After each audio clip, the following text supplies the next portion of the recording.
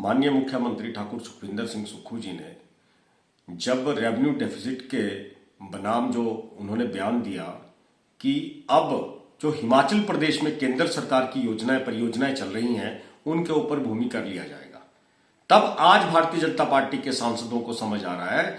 आज भारतीय जनता पार्टी के सांसद अनुराग ठाकुर जी कह रहे हैं कि आप लोग विनती कर रहे हैं हमसे, कांग्रेस सरकार से विनती कर रहे हैं कि आप लोग इकट्ठे हो जाइए, तब हम केंद्रीय वित्त मंत्री के पास चलते हैं, तब हम आपके जो टैक्सेस हैं उनका भी बात करते हैं, जो आपका रेट ऑफ इंटरेस्ट ज्यादा है उसकी भी बात करते हैं, और जो रेवेन्यू डेफिसिट ग्रांट है उसके बारे में भी, उस विषय पे भी बात करते हैं।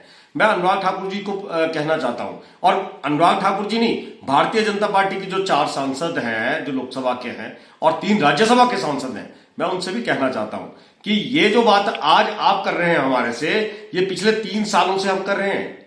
3 आपदाएं प्रदेश के अंदर आई, हमने तब भी आपसे विनती की कि आप चलो और हिमाचल के हितों का जो है वो आपकी जिम्मेदारी भी बनती है, उनके हितों का ख्याल रखना।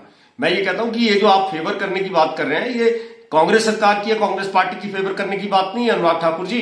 ये जो बात है ये हिमाचल की जनता की बात है, इसमें कांग्रेस बीजेपी कुछ नहीं है।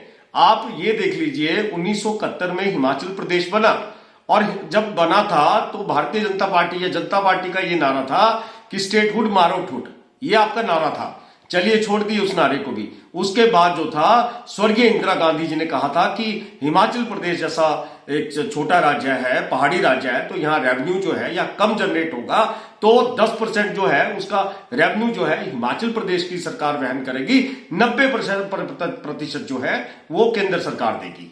धीरे धीरे करते करते आज आपने जो रेवेन्यू डेफिसिट ग्रांट बंद कर दी हिमाचल प्रदेश की, और ये संवैधानिक ढांचा है, ये फेडरल स्ट्रक्चर का संवैधानिक ढांचा है अनुराग ठाकुर जी, इस बात को समझना चाहिए। जो हमारे संविधान की धारा 275 और उसके जो सबसेक्शन एक में जो आता है उसके अनुसार आपको ये देखना चाहिए। लेकिन आज आप ये बात कर रहे हैं कि जो केंद्र के जो सरकार है वहां पे हिमाचल कांग्रेस के नेता चले, हिमाचल सरकार के नेता चले, हम वित्त मंत्री से बात करते हैं।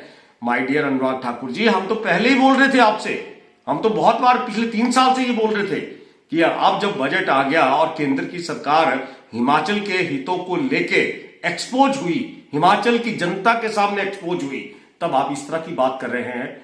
आप पहले कहां सोए हुए थे?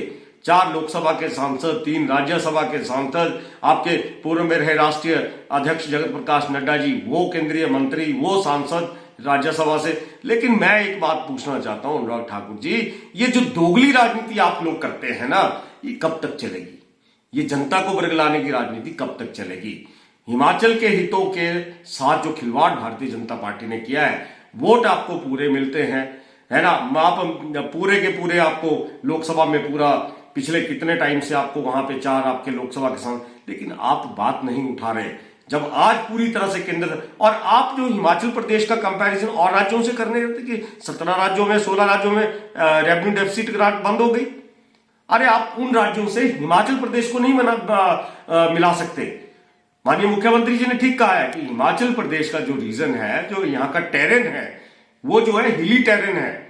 यहाँ पे जो प्रोजेक्ट की कीमत है, यहाँ पे सड़कों की डेवलपमेंट, डंगे लगाना और इंफ्रास्ट्रक्चर डेवलप करने के लिए बहुत ज्यादा लागत आती है। प्रदेश के अंदर भाजपा की भी सरकारें रही अनुराग ठाकुर जी, आपको सोचना चाहिए।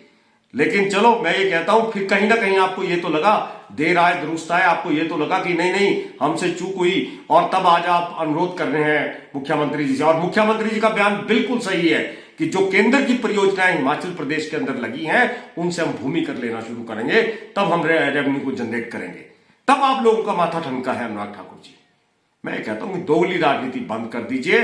कांग्रेस बीजेपी होता रहेगा, सबसे सर्वोपरि हित होता है जनता का सेंटीमेंट, और जनता जो लोकहित की जनता के लिए योजना है, और जनता ने बनाया है, जनता के लिए बने हैं, और जनता का काम जो है ये जो सेंट्रल फोकल पॉइंट है, ये सबको सब नेताओं को याद रखना चाहिए अनुराग ठाकुर जी।